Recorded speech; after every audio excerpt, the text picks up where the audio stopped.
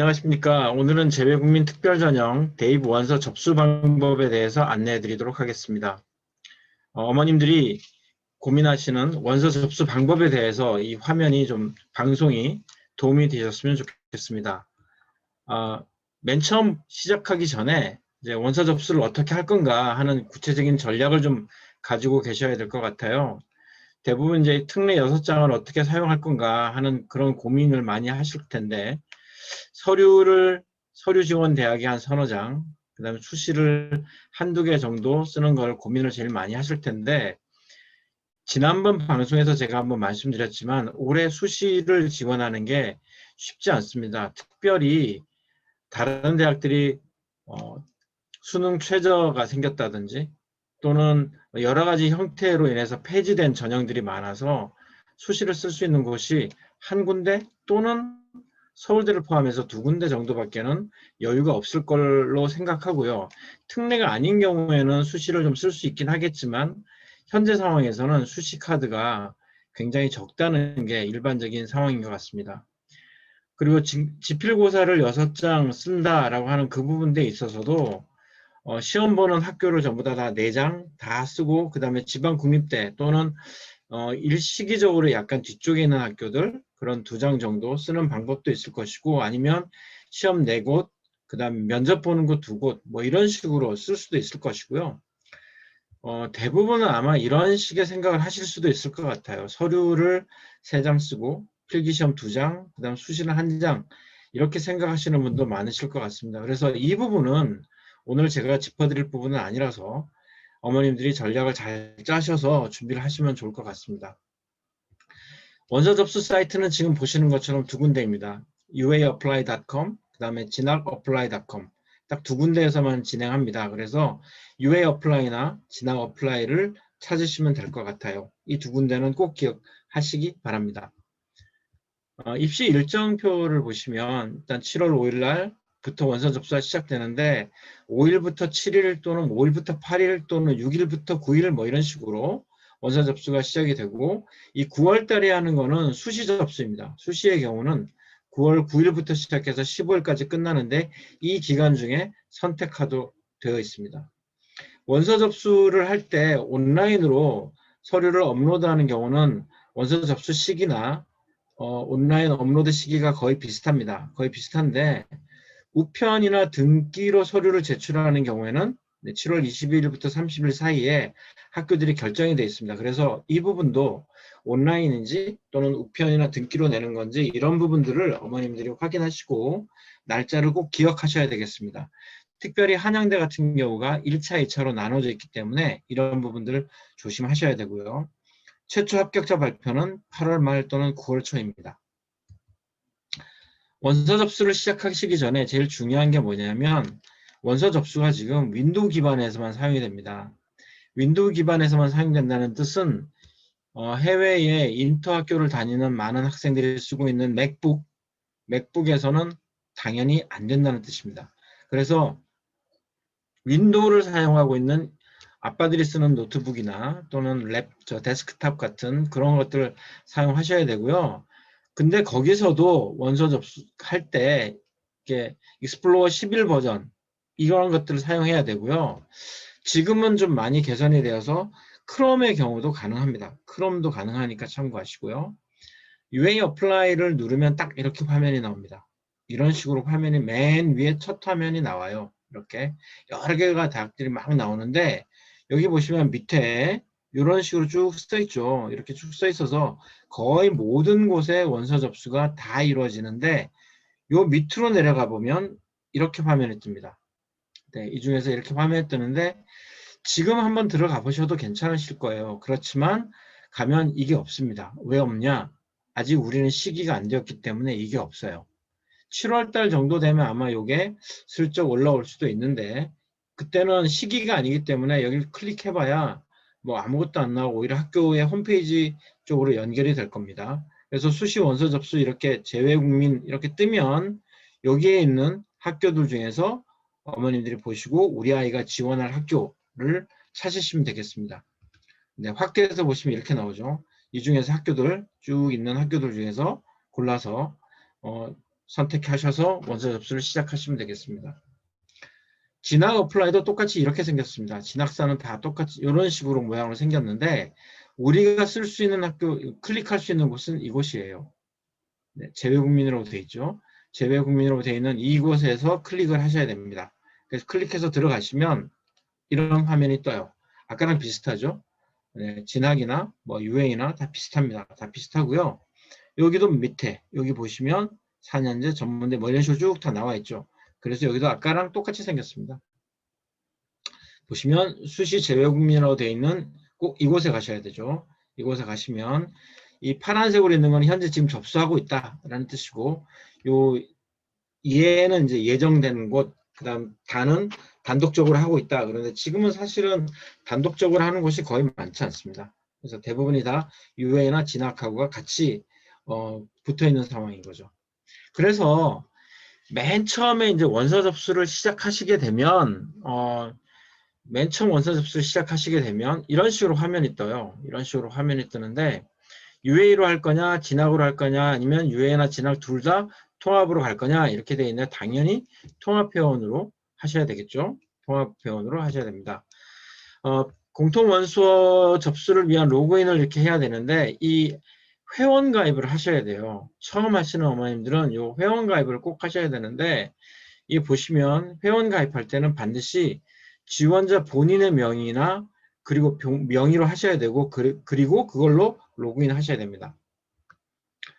회원 가입할 때 뭐 아시죠? 이런 거 다 클릭하셔야 된다는 거 동의하셔야지 다음으로 넘어가시죠. 네, 이런 거 아이디 뭐 이런 거 꼭 확인해야 됩니다. 중복해서. 근데 휴대폰 번호가 있는 경우하고 없는 경우가 있는데 이거는 한국 휴대폰을 말하는 거예요. 한국 휴대폰. 그래서 학생들이 가지고 있는 휴대폰 번호를 가지고 하셔야 됩니다.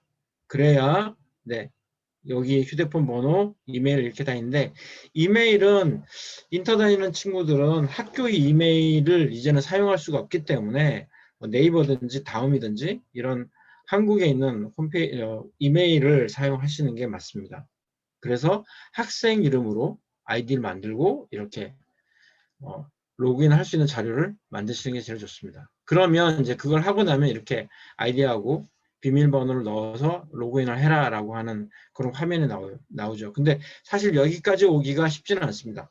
어떤 경우는 아이들이 그 인원이 확인이 안 된다. 우리 아이가 확인이 안 된다. 뭐 이런 글도 나오거든요. 그런 것들이 대부분 우리 아이가 해외만 살다 들어왔기 때문에 그런 조금 오류가 있을 수도 있는데 그럴 경우에는 진학사나 또는 그 UA에다 전화하셔서 우리 아이 등록이 안 된다 이렇게 얘기하시면 바로 처리해 줍니다.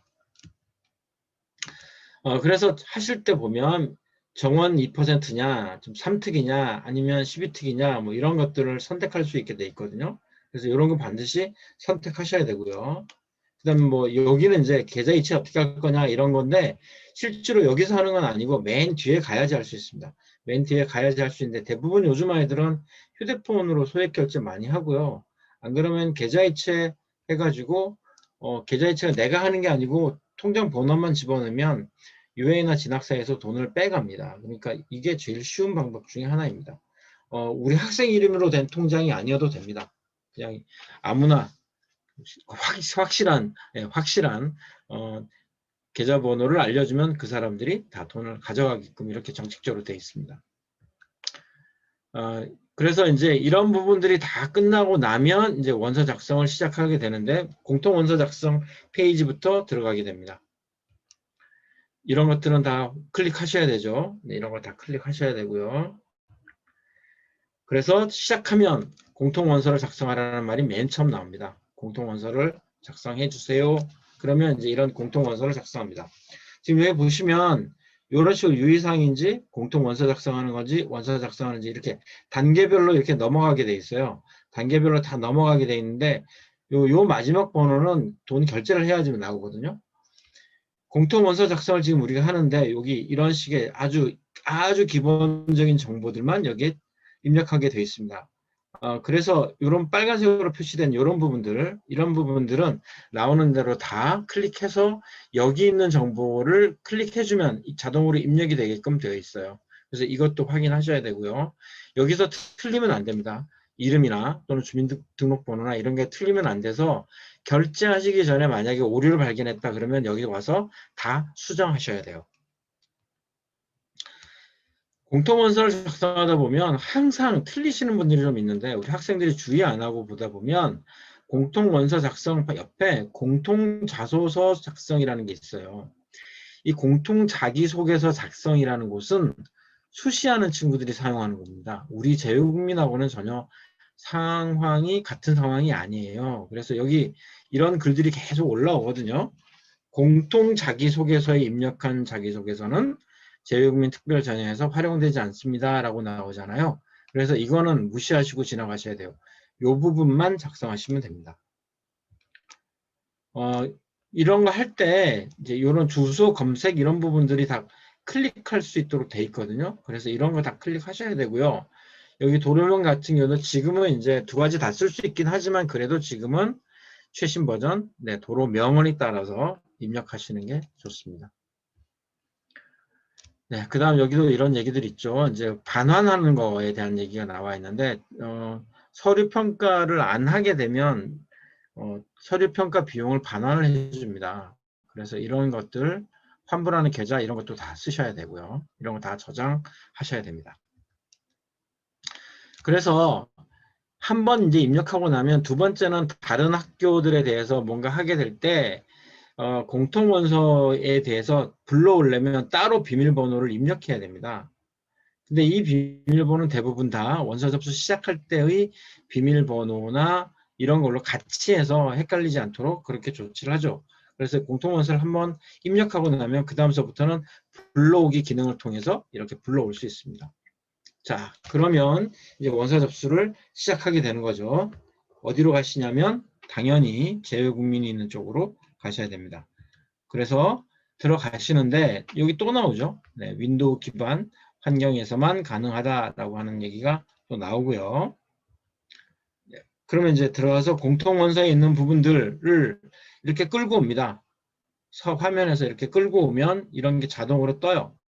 전체적인 게 쭉 뜨고 그 다음에 이제 개인적으로 입력할 부분들을 이제 입력하게 됩니다. 뭐 학교 정보라든지 뭐 여러 가지 아주 많습니다. 이런 것들을 굉장히 많이 있으니까 입력하시고요. 이런 거 뭐 정원의 2%, 기타 제외국민 자영업 그렇게 하는데 중요한 게 여기 지망학과 같은 경우는 이렇게 검색이 나오거든요. 그래서 제가 직접 누르는 게 아니고 검색을 누르면 이렇게 모집 단위가 이렇게 뜹니다. 네. 그래서 모집 단위들 다 코드도 나오고 그래서 이거 클릭하면 자동으로 입력이 돼요. 네. 이런 식으로 뜨게 되는 거죠. 그래서 클릭 맞습니다. 맞습니다. 그러면 뜨게 됩니다.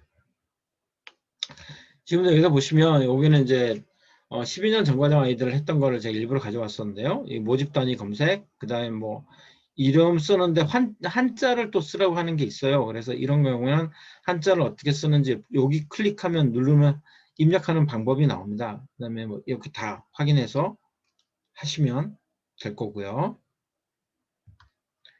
모집 단위에 대한 부분 여기도 모집 단위 검색 여기를 클릭하시면 이렇게 떠요. 그래서 여기 쭉 뜨는 것 중에서 해당되는 뭐 얘기를 들면 경영학과를 누르겠다라고 하면 여기를 클릭하면 자동으로 입력이 되는 겁니다. 그래서 이런 부분들을 잊지 마시고 가시면 될 것 같고요. 그다음에 이게 세세하게 이렇게 막 들어가는 게 있어요. 세세하게 이런 것들 다 하셔야 되는데 제일 중요한 게 뭐냐면 전화번호입니다. 전화번호. 여기 보시면 가급적 본인 연락처, 그 다음에 휴대폰 같은 경우도 국내에서 연락 가능한 연락처. 그래서 만약에 어머님들이 해외에 지금 계시고 한국에 들어오실 이유 아직 그런 일정이 없다라고 얘기하시면 한국의 전화번호를 로밍 해가지고 열어 놓으셔야 돼요.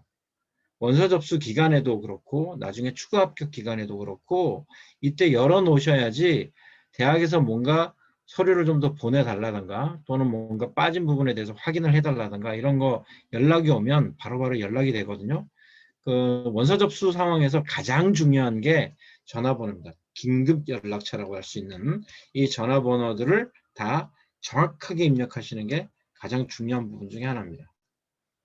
그러면 이제 학교 이렇게 나오죠. 학교, 중학교, 고등학교 이렇게 나오는데 사실 중학교 이렇게 한 칸이 있는데 나 학교, 중학교 두 군데 다녔는데 그러면 여기 추가하면 하나 더 나옵니다. 고등학교도 역시 마찬가지로. 그래서 이런 거 다 쓰셔야 되고 재학기간 이런 거 다 쓰셔야 되는데 서류에 있는 날짜 어머님이 추측하면 안 되고요. 서류에 있는 날짜로 이렇게 입력하셔야 돼요. 그러면 학력기간 같은 경우는 이게 자동으로 계산이 돼서 나오는 경우도 있지만 또 어머님이 수학 산수 계산하셔가지고 이렇게 입력해야 되는 경우도 있습니다. 그 다음에 이거 문자 메시지 이런 것들을 좀 받아두시면 네, 합격자 발표나 이런 것들에 대해서는 문자로 오기 때문에 이런 거 동의하시는 게 좋아요. 그 다음 사진. 네, 사진 가능하면 예쁜 사진으로 좀 예쁘다는 게 너무 뽀샵해가지고 그 얼굴이 진짜인지 가짜인지 이렇게 확인 안 되는 그런 것보다는 졸업 때 찍은 사진이라든지 이런 사진들이 좀 좋습니다. 그 다음에 이거는 보시면 아시죠? 모집 요강에 보면 다 이런 거 나오잖아요. 수학기간 기록표 여기 다 지금 이제 대학별로 전체적으로 다 통일이 된 것 같아요. 그래서 이런 통일된 부분들을 좀 표시해서 잘 쓰시고요. 이게 학교별로 어떤 경우 여기 보시는 것처럼 온라인 입력하면 자동으로 표시되는 경우들이 많습니다. 이게 대부분 다 이게 자동으로 표시돼서 나오는 그런 상황이라서 입력 원서 접수하실 때 입력을 제대로 하시면 제대로 잘 나오게 됩니다. 여기도 마찬가지고요. 근데 여기는 이제 온라인 원서 접수 사이트에서 입력하시면 이게 또 다 나와요. 이렇게 다 나오니까 이런 것도 네, 잘 입력하시면 좋으실 것 같아요. 학력조회 동의서 같은 경우는 이거는 여기 지원자 작성란만 기재해야 됩니다. 이 부분만 해야 됩니다. 여기만 나와 있는 해외학교 학적 담당자 작성란이라고 하는 거는 우리 아이가 다녔던 학교에 그 학교에서 작성하는 거니까 우리 어머님들 또는 학생들은 이거 작성하실 필요 없습니다. 다만 학력조회 의뢰서는 한 장을 내지만 학력조회 동의서는 다 학교별로 이렇게 내시는 것. 네. 그 다음에 이제 다 이런 거 원서 접수를 하고 나면 이제 특이사항 같은 게 나와요. 그래서 여기에 뭘 입력해야 되나 말아야 되나 이렇게 나오는데 여기 보시면 이런 상황들도 있지만 최근에는 중복학기 같은 경우도 입력하시면 좋고요. 특히 코로나 같은 경우, 코로나로 인해서 뭔가 결손이 생긴 상황 이런 거는 꼭 입력하시기를 바랍니다.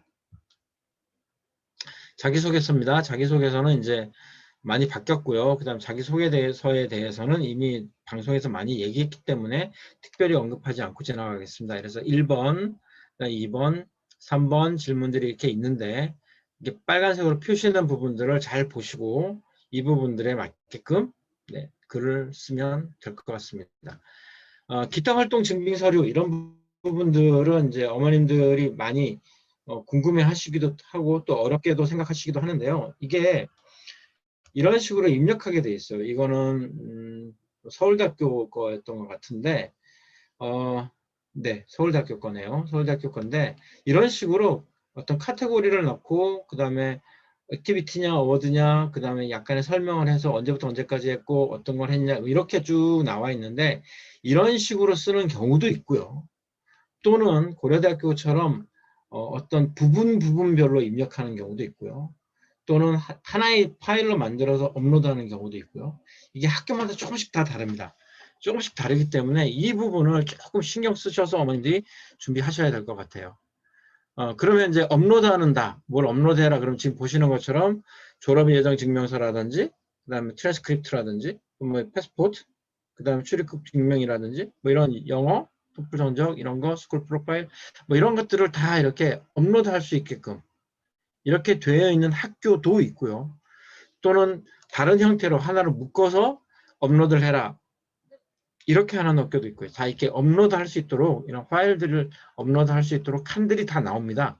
칸이 다 나오니까 거기에 맞춰서 업로드 할 수 있도록 어머님들이 준비해 놓으시면 됩니다. 요거는 예전에 이제 썼던 방법 중에 하나인데 이제 서류 넣고 여기 어떤 의미 있는 내용들 이런 것들을 좀 써봐라 라고 하는 그런 부분들이 있는데 이렇게 하는 학교들도 있어서 하나 보여드렸습니다. 결제하실 때 이제 결제하실 때가 제일 중요한데 이게 계좌이체 아까 말씀드린 것처럼 그런 계좌이체를 직접 하는 경우도 있고요. 또는 이거는 조금 옛날 방법이고요. 계좌 번호를 적어 놓으면 자동으로 빠져나가게 돼 있습니다. 그래서 다 하고 나면 이런 화면들이 나와요. 이런 화면들이. 이거는 결제를 해야지만 나옵니다. 왜냐하면 여기 수험번호가 있잖아요. 수험번호가 생성이 되려면 결제를 해야지 생성이 되니까.